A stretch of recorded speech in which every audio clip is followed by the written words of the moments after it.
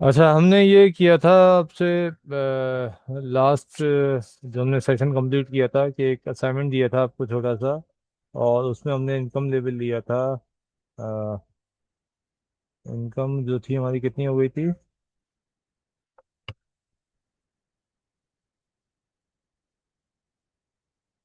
9, sorry, 9 थी, 12 and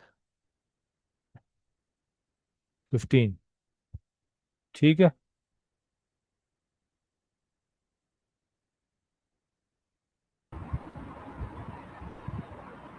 ये recording मैं कर रहा हूँ यहाँ पे, ये रिकॉर्डिंग आपके साथ शेयर हो जाएगी बाद में। अ, अच्छा, अब ये इनकम लेवल हो गया था हमारे पास। जब इनकम लेवल 3 था तो उस वक्त हमने ये देखा था कि हम इसके इक्वल यूनिट्स कंज्यूम कर रहे थे सबके। और किस तरह से थे वो?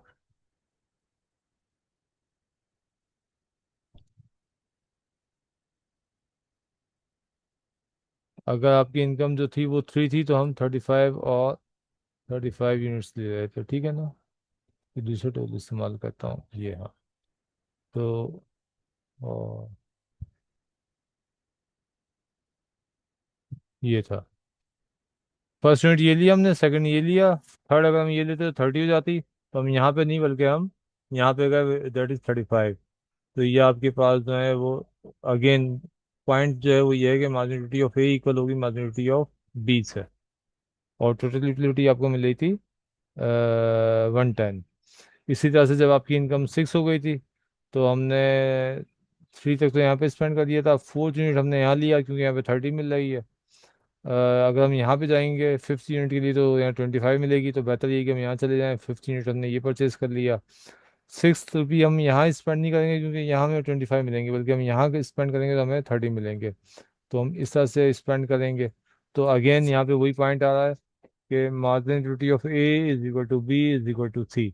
अगर आप इन तमाम सब इनको ऐड करेंगे तो आपके पास टोटल यूटिलिटी आ जाएगी कितनी? 110 पहले थी, और 30 30 30 90, ये 200। तो 6 के अगेंस्ट हमारी टोटल यूटिलिटी आएगी 200 if all marginalities are same. इसके अलावा अगर आप कोई और कम्बिनेशन यूज करते हैं तो आपकी टोटल यूटिलिटी 200 नहीं हो सकती, उससे कम ही होगी। ठीक है। अगेन 6 रुपीज तक तो हमने यहाँ स्पेंड कर दिया था। 7 रुपीज जब हम स्पेंड करने आएंगे तो हम यहाँ पे करेंगे 7 रुपी, 25 यूनिट्स हमने यूटिलिटी मिली हमें। 8 रुपी हम यहाँ करेंगे तो 20 मिलेंगे, लेकिन अगर हम यहाँ पे करेंगे तो हमें 25 मिलेंगे। तो बेहतर ये है कि 20 से बेहतर 25 है, तो हम यहाँ पे 8 रुपीज स्पेंड करते हैं। नाइन्थ हम यहाँ स्पेंड करेंगे तो 20 मिलेंगे, और यहाँ करेंगे तो 25 मिलेंगे। तो बेहतर ये है कि हम यहाँ पे करें। तो अगेन हम ये 9 रुपीज़ अगर हम स्पेंड करते हैं तो हम इस तरह से करेंगे। तो अगेन जो रेशो आया वो क्या आया इन सबका? सेम आ गया कि marginality of A is equal to marginality of B is equal to marginality of C equal to 25। यानी कि ये आपकी पोजीशन होल्ड कर रही है। इसके अलावा अगर आप कोई और तरीका यूज़ करेंगे तो आपकी टोटलिटी मैक्सिमम नहीं होगी। 12 पे अगर हम जाते हैं तो अगेन वही बात, 9 हमने यहाँ कर दिए थे। 9 के बाद अगर 10 यूनिट हम कंज्यूम करेंगे तो हम यहाँ पे आ जाएंगे विच इज़ 20। यहाँ पे अगर हम आते हैं तो 15 मिलेंगे, तो बेहतर ये है कि हम यहाँ पे आ जाएं। 10 रुपीज़ हम यहाँ करेंगे। 11 रुपीज़ हम यहाँ नहीं कर, सॉरी, 12 रुपीज़ हम यहाँ नहीं करेंगे, बल्कि हम यहाँ करेंगे क्योंकि यहाँ 20 मिल रहा है और यहाँ पे 25 मिल रहा है। तो अगेन ये आपके पास सेम आ गया। क्लियर है? 12 रुपीज़ हो गए आपके पास। और यहाँ पे फिर मार्जिन ड्यूटीज आपके पास सेम आई हैं। और अगर आप 12 के बाद 13 जाएं तो 13 आप यहाँ करेंगे, 15 मिल रहा है। 14 की यूनिट आप यहाँ नहीं करेंगे, यहाँ पे 10 मिल रहा है, यहाँ करेंगे यहाँ पे ज़्यादा मिल रहा है, 15 हो गए। और 16 रुपीज़ आप यहाँ नहीं स्पेंड करेंगे, यहाँ 10 मिल रहा है। अगर आप यहाँ पे जाएंगे, सॉरी, इनकम हमारी कितनी हुई थी? 12, 13, 14, हाँ 15। 15 रुपीज़ हम यहाँ स्पेंड नहीं करेंगे, बल्कि हम यहाँ करेंगे अगेन। तो ये पोजीशन आ गई। तो जो पॉइंट है वो ये है इस पूरी एक्सरसाइज का, कि हम इस तरह से स्पेंड करेंगे कि हर रुपीस से हासिल होने वाली हर गुड की मार्जिनल यूटिलिटी सेम हो। तो उसी कंडीशन में आपकी टोटल यूटिलिटी मैक्सिमाइज हो सकती है। इस टेबल से हमने ये समझा है। ठीक है। केस हमारे पास जो था वो ये था कि हमारे पास इस केस में जो प्राइस थे वो सबके सेम थे, तो इक्वेशन हमारे पास रिड्यूस हो गई थी, इस फॉर्म में आ गई थी। अगर हम ओरिजिनल इक्वेशन को देखें, यहाँ तक समझ में आ गई ये बात आप लोगों के?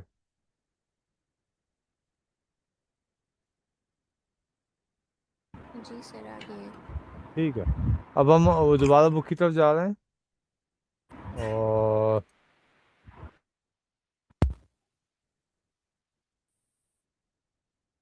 जी, बुक में हम आ जाते हैं। बुक में टू गुड्स की एग्जांपल दी हुई है, और प्राइजेस जो हैं वो डिफरेंट है।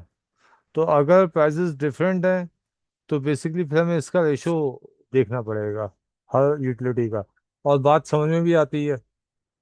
समझ में इसलिए आ रही है कि एक गुड से हमें यूटिलिटी मिल रही है सपोज 100 यूनिट्स, और दूसरे गुड से हमें यूटिलिटी मिल रही है सपोज 200 यूनिट्स। ठीक है। तो हम कहेंगे कि जो दूसरा गुड है, क्योंकि उससे यूटिलिटी ज़्यादा मिल रही है, तो वो ज़्यादा बेहतर है।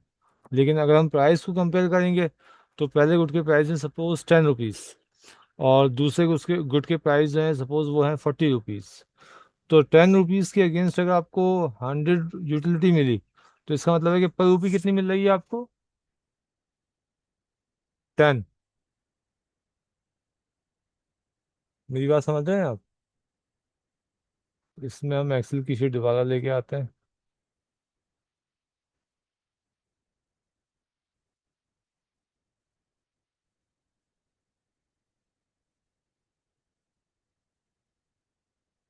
देखें मार्जिन यूटिलिटी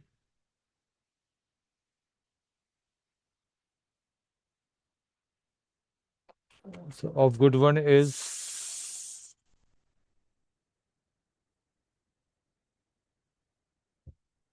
100, एंड प्राइस कितने हैं? Price of,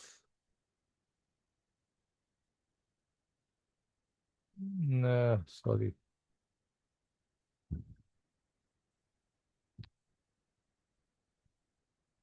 price is 10। Margin utility है 100, और प्राइस जो है वो 10 है। तो 1 रुपी से कितनी यूटिलिटी मिलेगी हमें? 10 रुपीज स्पेंड किए, 100 यूनिट्स यूटिलिटी मिली। तो इसका मतलब ये है कि 1 रुपी के अगेंस्ट कितने मिल रहा है हमें? 10। बिल्कुल ठीक है।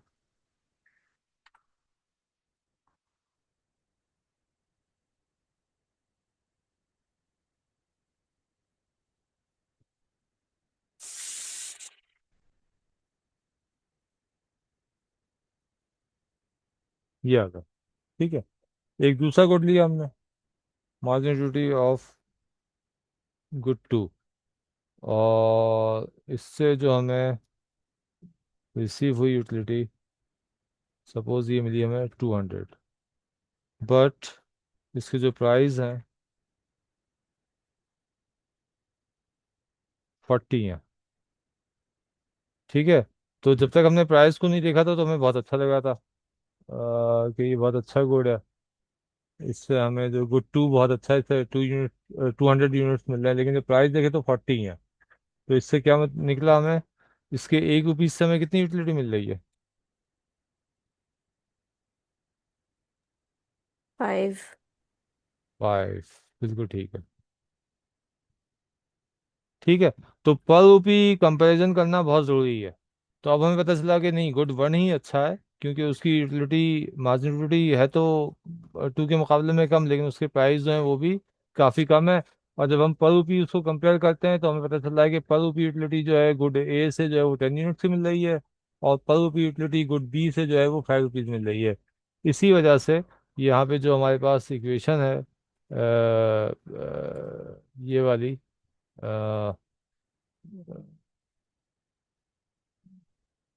तो यहाँ पे हमने इनको इसके प्राइस से जो है वो डिवाइड किया है, ताकि हमारे पास कंपैरिजन जो है वो एक पर रुपी कंपैरिजन आ जाए।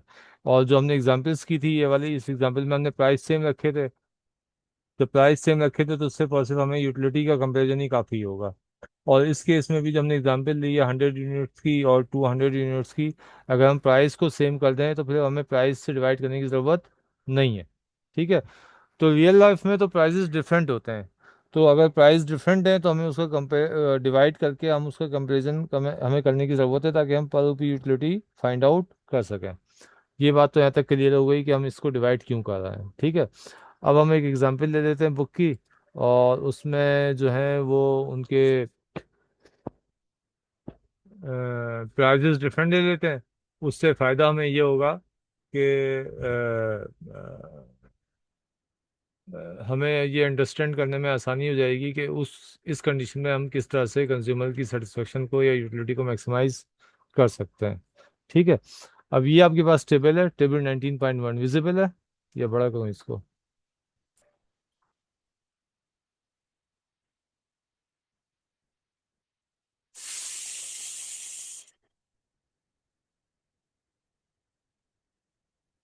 मेरे ख्याल से विजिबल है ना?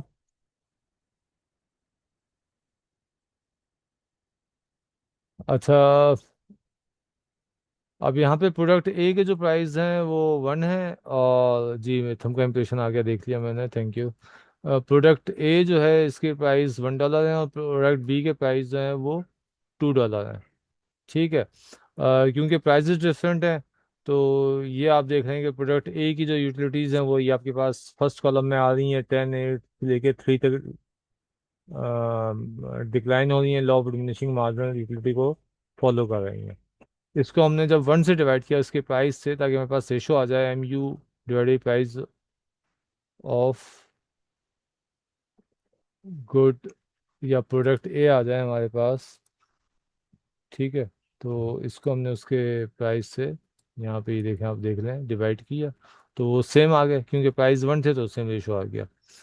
लेकिन जब हम प्रोडक्ट बी पे जाएंगे, तो ये इसका रेशो आ रहा है, यूटिलिटीज आ रही हैं 24 20 18 एंड 4। जब हमने इनको 2 से डिवाइड किया तो ये रिड्यूस हो गया, ये आपके पास रेशो आ गया 12 10 9 8 6 3 2। तो बेसिकली हमने इनके रेशोज को कंपेयर करना है।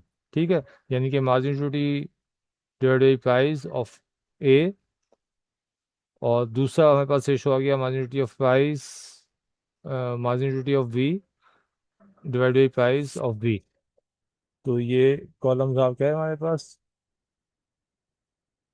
तो ये वाला कॉलम एंड ये वाला कॉलम, ये कंपेयर करना है।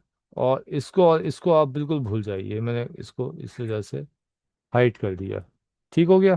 क्लियर है ये पॉइंट? अच्छा, अब यहाँ पे इन्होंने आपको इनकम भी दी हुई, इनकम इज 10, इनकम 10 है। तो सबसे पहले तो हमने ये करना है कि वो कौन कौन से कॉम्बिनेशंस हैं जो इक्वल हैं, वो हमने आइडेंटिफाई करने हैं इनिशियली फर्स्ट स्टेज पे। ठीक है। तो हम आइडेंटिफाई कर लेते हैं, बड़ा आसान है। तो आइडेंटिफाई करने के लिए ये सर्कल आ गया हमारे पास।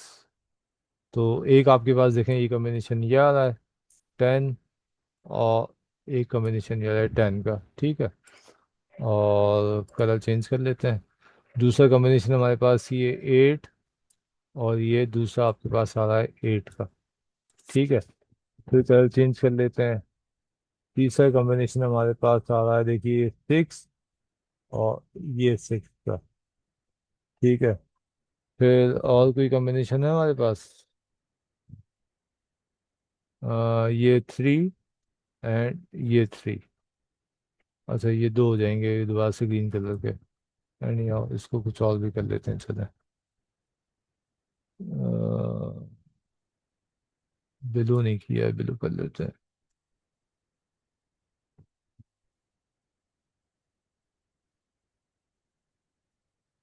ठीक है। तो ये हमारे पास सर्कल आ गए, जहाँ पे हमारी सॉरी यूटिलिटीज आ गई, रेशोज जहाँ पे हमारी सेम है। जो इशू है वो क्या है कि हमारे पास इनकम जो है वो लिमिटेड है, विच इज़ 10। ठीक है। तो इस इनकम के रेफरेंस से हमने देखना है कि किस पॉइंट पे हमारा एक्सपेंडिचर्स और इनकम सेम हो रहा है। अब पहले हम ऐसा करते हैं कि कहीं से भी हम शुरू कर सकते हैं, ऊपर से स्टार्ट करते हैं। तो अगर हमने फर्स्ट यूनिट इसका लिया, और इनके जहाँ पे 10 और 10 इक्वल है यूटिलिटीज का रेशो, तो फर्स्ट यूनिट हम ए का ले रहे हैं, और 2 यूनिट्स हम किसके ले रहे हैं? 1 यूनिट ए का एंड 2 यूनिट्स हम ले रहे हैं बी के। ठीक है। तो बी का प्राइस कितने? 2, तो 2 2 ज़ा 4, और इसके प्राइस है 1, तो 1 इंटू 1, 1 हो गए। तो 1 + 4 5 हो गए। तो इसका मतलब है कि हमारे एक्सपेंडिचर्स कम है और इनकम ज़्यादा है, तो हम मज़ीद गुड्स परचेज कर सकते हैं। मेरी बात समझ रहे हैं आप लोग? अच्छा, इसकी रिकॉर्डिंग है, उसको आप दोबारा भी सुन सकते हैं, तो हो सकता है वो बात समझ में आ जाए, और फिर ना आए तो फिर हम उसको बाद में भी डिस्कस कर सकते हैं। अब हम आते हैं सेकंड ऑप्शन की तरफ। सेकंड ऑप्शन में क्या है कि 8 और 8, इसमें हम देख रहे हैं कि 8 यूनिट्स हम जब इसके लेंगे, प्रोडक्ट एक है और इसके प्राइस है 1, तो हम 2 यूनिट्स परचेज करेंगे। तो 2 यूनिट्स का मतलब है कि प्राइस 1 है और यूनिट्स 2 है, तो 2 × 1 = 2। तो 2 रुपीज़ आपने स्पेंड किए ए के ऊपर। और जब हम यहाँ पे आ जाते हैं बी के ऊपर, तो इसके हम 4 यूनिट्स परचेज कर रहे हैं, 1 2 3 4। तो 4 × प्राइस, प्राइस इज 2, तो 4 × 2 इज 8। 8 रुपीज़ स्पेंड किए हमने बी के ऊपर और 2 रुपीज़ स्पेंड किए इसके ऊपर, तो 8 और 2 हो गए आपके पास 10। तो 10 ही आपकी इनकम है। तो इसका मतलब ये है कि ऑप्टिमली हमारी जो कंडीशन है वो ये है कि हम 2 यूनिट्स लेंगे ए के और 4 यूनिट्स लेंगे हम बी के, और इस तरह से हमारे पूरी इनकम स्पेंड हो जाएगी, और विच इज़ 10। अच्छा, अब अगर हम आगे भी देखना चाहते हैं, चले हम अगला कॉम्बिनेशन लेते हैं। अगले कॉम्बिनेशन पे वैसे तो यहाँ ख़त्म हो गया ये, हमें पता चल गया कि हम 2 यूनिट्स लेंगे ए के और 4 यूनिट्स लेंगे बी के। लेकिन अगर हम आगे चलते हैं मजीद, तो हम यहाँ देखते हैं कि अगला कॉम्बिनेशन है 6 और 6 का। इसमें क्या पोजीशन है? 4 यूनिट्स लिया आपने ए के और 5 यूनिट्स लिया आपने बी के। तो 5 × 2 किए तो आपने 10 रुपीज़, तो पूरे के पूरे आपके 10 रुपीज़ यहाँ स्पेंड हो गए। और जब आपने इसको देखा इनकम को, तो यहाँ पे आपने इसके 4 लिए, तो 4 × 1 4 रुपीज़ हो गए। तो 4 और 10 हो गए आपके पास 14। तो आपके एक्सपेंडिचर्स तो हो गए 14 और इनकम है आपके पास 10। तो ये आपके लिए फिजिबल ही नहीं है कि 10 रुपीज़ में से आप 14 रुपीज़ स्पेंड कर दें। तो इसका मतलब ये है कि आपका जो ये इन्होंने हाईलाइट भी किया हुआ है 8 और 8, ये वो कॉम्बिनेशन है जो आप चूज़ करेंगे और इस पे आपकी यूटिलिटी मैक्सिमाइज होगी। तो आज हम यहीं पे स्टॉप करते हैं। एक असाइनमेंट मैं आपका अपलोड भी कर दूंगा इसके ऊपर, बल्कि अभी आपको बता देता हूँ।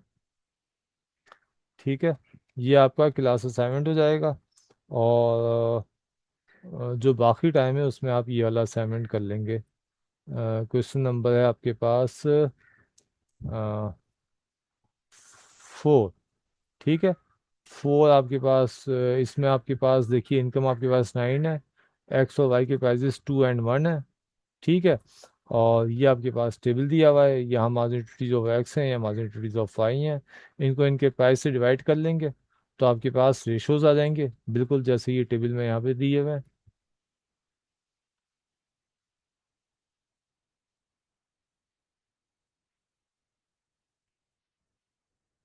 ये टेबल आ गया आपके पास। ठीक है, ये जो रेशो वाला टेबल आएगा, कॉलम्स आएंगे, इनको आप कंपेयर करेंगे। जहाँ पे वैल्यूज सेम हो जाएंगी उनको हाईलाइट करके उन पे आप एक्सपेंडिचर चेक कर लेंगे। जो एक्सपेंडिचर आपकी इनकम के इक्वल होंगे, वहाँ पे आपकी यूटिलिटी मैक्सिमाइज हो जाएगी। अगली क्लास में हम देखेंगे कि डिमांड ग्राफ कैसे ड्राइव होता है, और टोटल यूटिलिटी आप कितनी ड्राइव करते हैं, और किस तरह से अदर जो फैक्टर्स हैं वो इसको इफेक्ट करेंगे। ठीक है, थैंक यू।